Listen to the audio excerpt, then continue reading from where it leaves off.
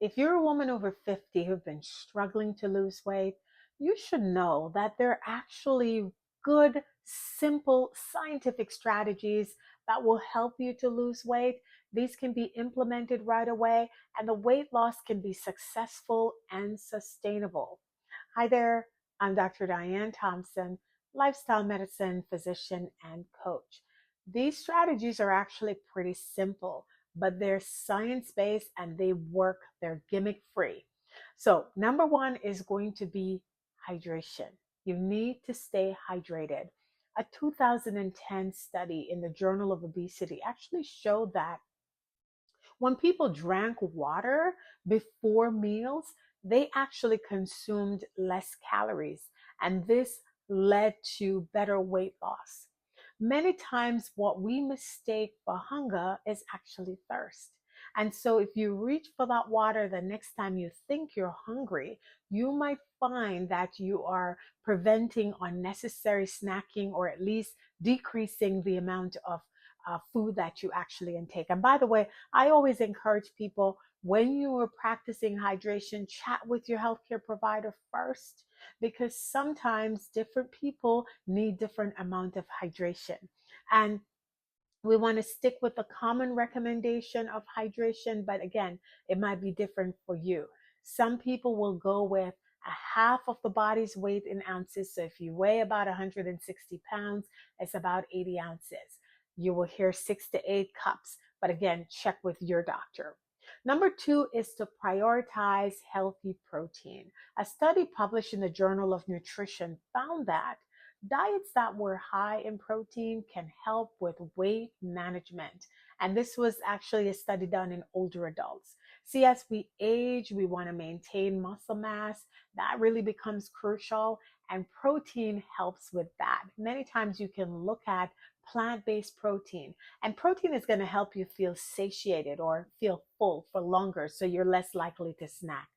Number three, and this kind of delve really nicely into the protein, is high fiber meals. This is another one that improves the gut microbiome. It keeps you full and it keeps you regular. So both protein and fiber rich food are really great combination to support weight loss. A great tip is instead of protein supplementation, consider healthy plant-based protein sources like beans and legumes. Why?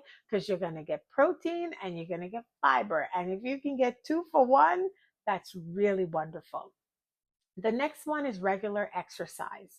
And you want this to include strength training. A study that was done in the Journal of Aging and Physical Activity actually found that regular exercise, particularly when you included strength training, say that fast 3 times, was wonderful for weight maintenance and metabolic health, particularly in older adults. Another thing is that exercise carry a host of other benefits.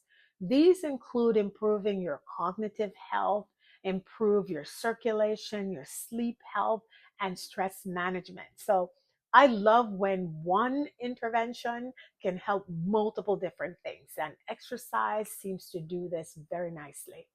The next one is to get enough sleep. We didn't know how important this was to weight management. A study that was found in the Journal of Obesity found that people who got insufficient sleep tended to be more obese. The quality of your sleep is crucial for weight loss and overall health. What we found was that lack of sleep actually disrupt your hormones. Those hormones regulate hunger and appetite. And so if you're not getting enough sleep, it makes it hard to stick to a healthy diet. Aim for about 7 to 9 hours. And I have a video on sleep health, and that will help you to learn how to get better sleep. The next tip is to manage your stress. We've had research in the Journal of Psychology, Neurology, and Endocrinology that showed that stress management was really important in lowering your cortisol level. And high cortisol level, particularly if it's persistently high, can really negatively impact your weight. So chronic stress leads to emotional eating, there's weight gain. Let's incorporate some strategies to help manage our stress, and that includes meditation, yoga, deep breathing, prayer. Two of my favorites are journaling and gardening. So find ways to help manage your stress. Number 7, monitor portion sizes. A study in the American Journal of Clinical Nutrition found that portion control was very effective for weight loss. Now, the more you eat, the more you tend to consume more calories, and the more likely you're going to have more weight, right? So you really want to be mindful of your portion size and try to eat until you're about 80% full, all right? Ways that you can manage this include using a smaller plate. Another thing that you can do is to eat mindfully. Don't sit in front of the TV and just eat, because then before you know it, you would have eaten off all the food and not even realize it, right? And eat slowly so that your brain can catch up to your gut so you know when you are full. Another good tip is to prep the food ahead of time, put them in containers, and that way you have the right portion. Some people go as far as to weigh their food. So go with what works for you, but really pay attention to the portion, because the higher the portion, the higher the likelihood that you will gain weight.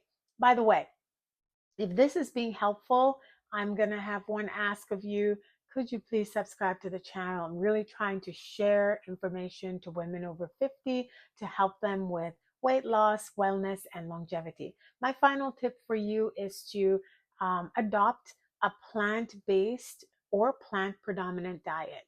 There are many, many studies that have shown that not only does plant-based eating help with your overall health and metabolism, but it really helps to reduce the weight. People who eat plant-based have a tendency, and notice I didn't say vegan, people who eat plant-based, whole food plant-based, they have a tendency to weigh less, because many of the foods that fall in this category tend to be high in nutrients and lower in calories. They're also high in water, and I have a couple of videos that talk about foods that are high in water.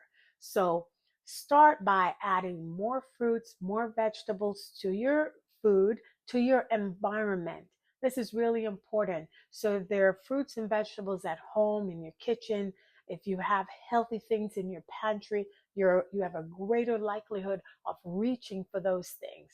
Prep ahead of time. So I like to have a big bowl of salad in my refrigerator, so I know I'm going to get from that. Another thing I do for my environment is I have an indoor hydroponic system, and one of those systems is mainly for different lettuce or greens. And so I have a growing salad bar, and I always pick from that. So set up your environment with those types of foods that are going to fill you. They're going to give you lots of fiber. They're going to give you healthy protein. They're going to be water filled and high in nutrients. They're going to be low in animal products and low in processed food. And that's going to avoid you doing a lot of unhealthy snacking. All right. So those are the 8 tips. They're scientifically based. They work. They're not these gimmicks that you're going to try today and you can't sustain. These are simple things you can implement for you and your family. If you found this helpful, please subscribe to the channel. Share this with another woman who's over 50 who's looking for health, wellness, and longevity. And thank you so much for watching.